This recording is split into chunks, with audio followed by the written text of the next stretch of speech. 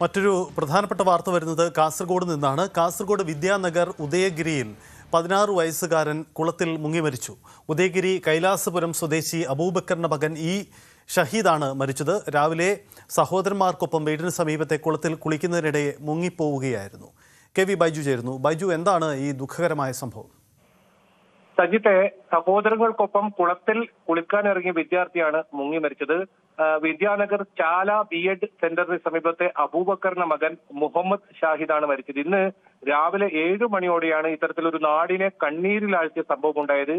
ഈ അബൂബക്കറും കുടുംബവും വിദ്യാനഗർ ഉദയഗിരി കൈലാസപുരത്താണ് താമസം. ഈ ഷാഹിദും അതുപോലെ തന്നെ മറ്റ് 2 സഹോദരങ്ങളും ഉദയഗിരിയിലെ ഒരു കുളത്തിൽ കുളിക്കാൻ ഇറങ്ങിയതായിരുന്നു. ഇതിനിടയിലാണ് ഈ അപകടത്തിൽപ്പെടുന്നത്.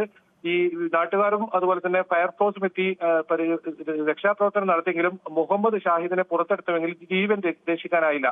എന്നാലും നായന്മാർമൂല TIHSS 10ാം ക്ലാസ് വിദ്യാർത്ഥിയാണ് അപകടത്തിൽ ജീവൻ പൊലിഞ്ഞ മുഹമ്മദ് ഷാഹിദ്. സൈറ്റ് ദുഃഖകരമായ വാർത്തയാണ് കാസർഗോഡ് നിന്ന് വരുന്നത്. സഹോദരന്മാർക്കൊപ്പം കുളത്തിൽ കുളിക്കുന്നതിനിടയിലാണ് മുങ്ങിപ്പോകുന്നത്.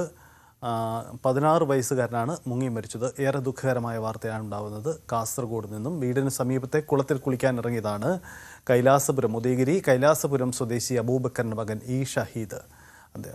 അദ്ദേഹമാണ് മരിച്ചത്.